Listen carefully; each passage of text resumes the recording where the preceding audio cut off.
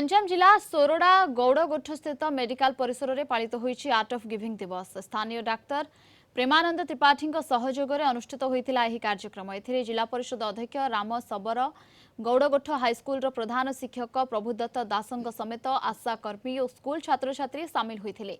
Doctor Achyut सामंत एक अभिनव प्रयास द्वारा अधिकांश लोक आम सहित जड़ित होगा सहित परस्पर मध्य खुशी बांटिबा हेउछि एही कार्यक्रमर मूल लक्ष्य।